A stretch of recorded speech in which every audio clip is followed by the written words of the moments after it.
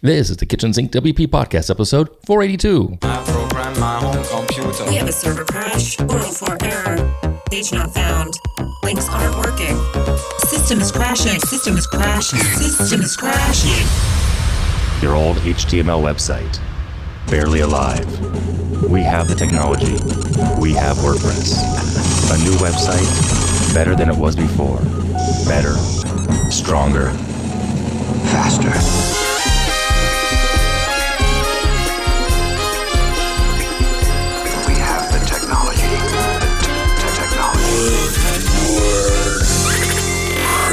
Why, hello everybody, this is Adam Silver, the host of the Kitchen Sink WP podcast. Thanks for being here. Let's get started. All right, upcoming events. We have two things this week coming up. WordCamp Aptain, which is in Serbia, May 27th and 28th of this year, 2023. Also, funny thing is that I still have my Side Hustle Sprint webinar. It's a 3-day webinar coming up May 30th through June 1st. So it's the week after this episode comes out, but I could have sworn it was this week coming up. So I just wanted to reiterate that it's still out there. There's time to sign up. Go to adamsilver.com/free webinar if you're interested in Side Hustle Sprint, your 3-day path to profit webinar. All right, moving along to segment 1 in the news. Two things here. WordPress 6.2.1 was released. If you have the automatic background updates on, you should see that in your email. It's a maintenance and security release, included important fixes for 5 security vulnerabilities. That was early last week. And then just a few days later, 6.2.2 was released. This is a minor release, addresses one bug and one security issue. It was a very rapid response because of a regression in 6.2.1 and a further patch of vulnerability addressed in 6.2.1 as well. So that being said, the next major release is still planning for August, version 6.3. So both of those you should have seen automatically update if you have those automatic background updates turned on. I recommend it. I actually have them on and I have had no problems, knock on wood, with those. All right. Is that it for the news? That is it for the news. Moving on. Before we do the meat and potatoes segment 2, this week's sponsor. I want to welcome a new sponsor to the podcast, Bread and Butter IO. Now, if you're looking to increase engagement and reduce user attrition, you've got to check out this service. Really cool. What does Bread and Butter IO do? Well, they help small businesses using WordPress to convert more visitors into customers. Now, how would they do that, you ask? Well, they reduce the friction in your sign up or sign in process and future-proof of your website with first-party data strategy. Okay, a few of the major features are single sign-on authentication, aka SSO. They also offer content gating and lead capture and universal newsletter sign-up. Bread and Butter integrates seamlessly with your other tools as well, like Zapier, Slack, Google Analytics, MailChimp, and my favorite CRM, Pipedrive. Very cool. I'm looking forward to diving into this even more down the line. So they help small businesses convert more visitors into customers. You can check them out on the repo. They have full white glove service, 24/7 support. Bread and Butter is super impressive with the prices starting at free. Yes, free. So you have nothing to lose in trying it out whatsoever. I've been looking into this and honestly, timing couldn't be better. I'm about to launch a new site. More about that next week, literally. Yes, I bought a domain and I've already built the site and I'm just adding a couple of things on the back end. So I'm probably going to use it for that as well. So definitely check that out. Anyway, head over to breadandbutter.io, sign up today. And thanks to breadandbutter.io for sponsoring this week's podcast. Again, check it out over at breadbutter.io. And thanks for the podcast sponsorship. Really appreciate having you on board. Looking forward to it. All right, moving on. Segment 2, meat and potatoes, this week's episode, 20 years of WordPress. That's right. At the end of this week, WordPress turns 20 years old, May 27th to be exact.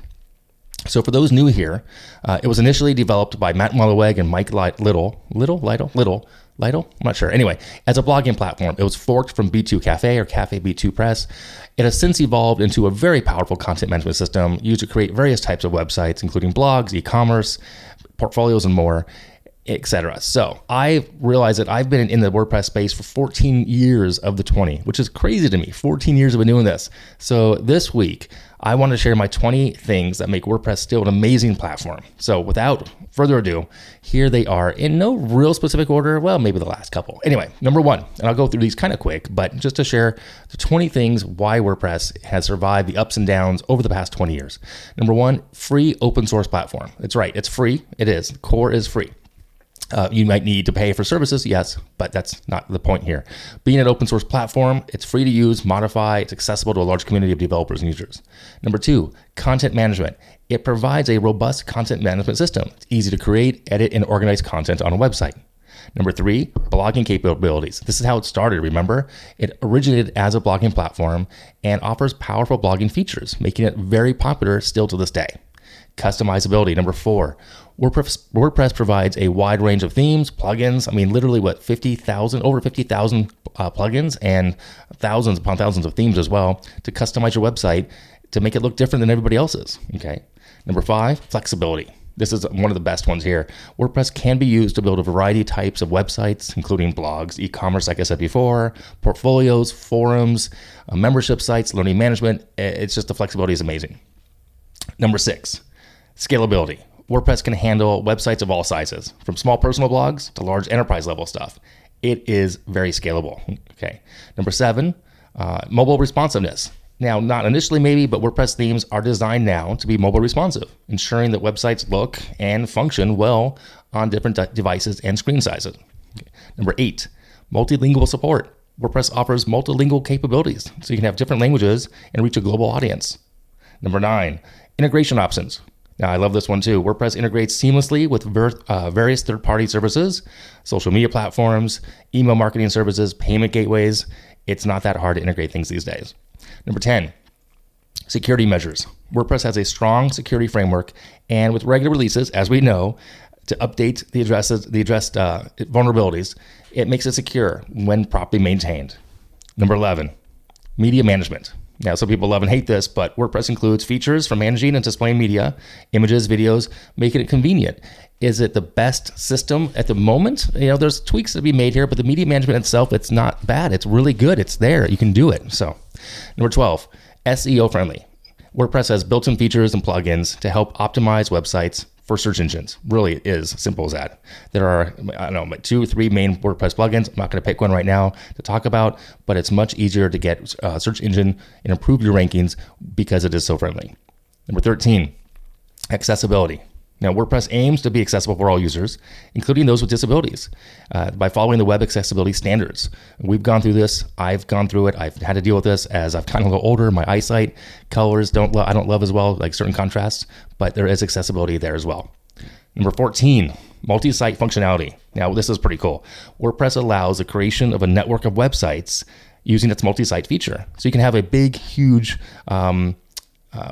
just a multi-site encompassment. I've talked about this in the past, but it's pretty cool. It's there. It's built into the core. Number 15, regular updates. Yes, all the time. WordPress releases frequent updates, as we know, gives you new features, improved performance, and fixes security concerns. Number 16, only 4 more to go here. Number 16, analytics and tracking. WordPress can be integrated with various analytic tools to track the performance, the visitors, and user behavior. Number 17, easy migration. I love this one too. WordPress provides tools and plugins to bring other sites into WordPress from other platforms. You can't say that about going the other way sometimes. So bringing things in, not hard. Okay. Number 18, documentation and resources. Now, this is awesome too. WordPress offers extensive documentation, tutorials, forums, and online resources, making it easy, really easy for people to learn and troubleshoot issues. You have to know the right questions to ask, but the content and the information is out there for free. Number 19, active community support. Now, we all know this. WordPress has a vast and active community of users, developers, people who contribute to it all the time, and it's important, right? And number 20, it's the same as almost number 19, the community itself, not just the support part of it, but the community. Community to me are the friendships. As you all may have known, I've been doing this project almost for the past year, June 1st to June 1st this year, the KitchensinkWP _ photo project, where I've been sharing photos that are in my iPhone for the past year.